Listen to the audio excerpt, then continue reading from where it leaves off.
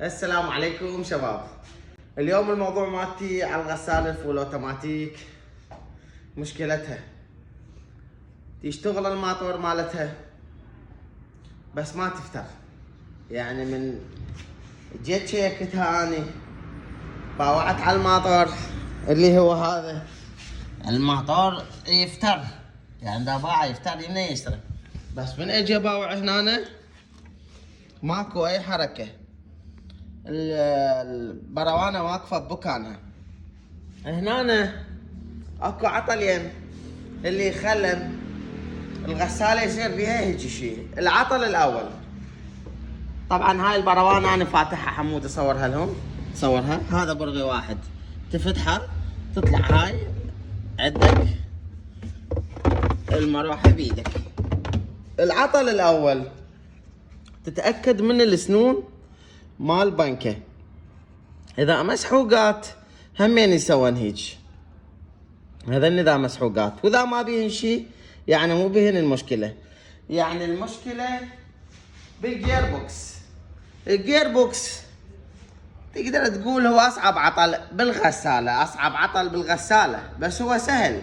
يعني هسه انا راح اعلمك شلون تفسخه. كنا الخطوه الاولى تفتح المروحه، الخطوه الثانيه تفتح ذن البراغي. اكو يجي بيها 6 براغي، واكو 4 براغي، واكو يجي برغي واحد كبير ينفتح باللقمه. هنا هاي 6 براغي، انا فتحتهن ذني 6 براغي فاتحن من قبل. هسه خلصنا خطوتين احنا بالغساله، هاي فتحتهن 6 براغي. هسه راح افرش وصله هنا اللي مثل هو هذا كعبت على مود الغساله مثل الشخط مال العالم، واجفيها الغساله. وأراويكم الخطوة الثانية. الخطوة الثانية شنو؟ الخطوة الثانية اللي هو هذا الجير بوكس. هذا الجير بوكس. الجير بوكس هو هذا الجير بوكس. هذا يجي كفر هنا فوقه، أنا فتحته هذا الكفر. هسه ايش بقى عندي الجير بوكس والنواعم مالته. راح افتحها وارجع لكم. ملاحظة، عندنا صيانة موقعية بكربلة، وببغداد الجهاز مالتك اذا عاطل تجيبه للورشه مالتنا بالكاظميه. ما عندنا صيانه موقعيه بالكاظميه، لازم تجيب الجهاز مالتك للورشه. انتظروني خطوه خطوه افتح النواعم وارجع لكم. هسه النواعم اللي هي هاي الماطور قلنا، هذا الماطور برغي واحد، هذا فتحته اني هذا من هنا، فتحت برغي واحد. وهذا البرغي الثاني، هذا البرغي الثاني همين فتحته. راح اخليه للماطور على صفحة. هذا فتحته. هسه الماطور انفتح عندي. حلو، هذا الماطور طبق على صفحة. الشداد عندنا ذني برغيين مالته هم رخيت هنا. هذا الشداد انفتحن البرغيين ملاته، هذا واحد وهذا واحد، همين يطبق على صفحة. حلو.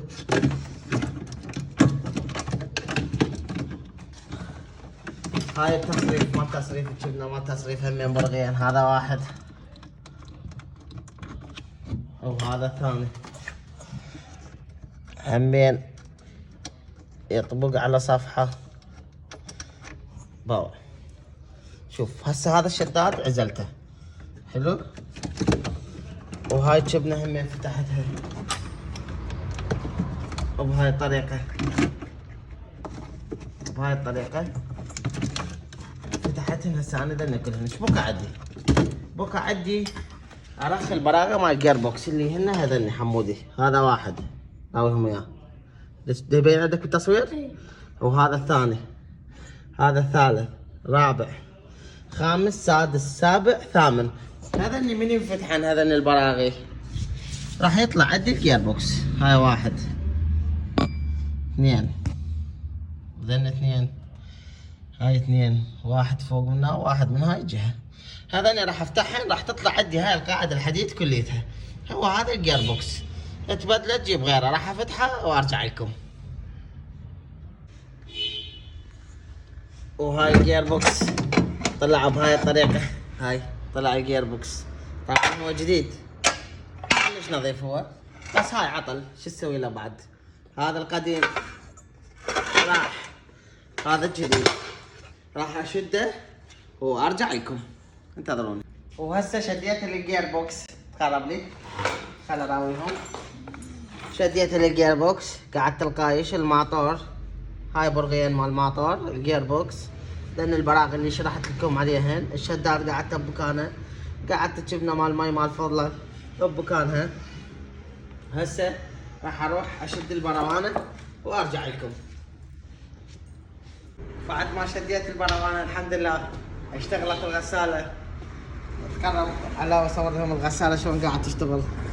قاعد تشتغل يمنى ويسرى وشغلها طبيعي. اي شيء تحتاج، اي شيء يخص صيانه الاجهزه المنزليه اسالني وانا اجاوبك، انا اعلمك، لا تخاف ابد. صيانه موقعيه عندنا بكربله، وعندنا بالكاظميه صيانه انت تجيب الحاجه للورشه مالتنا، ما عندنا صيانه موقعيه بالكاظميه. تحياتي لكم، واي استفسار انا حاضر في مالكم.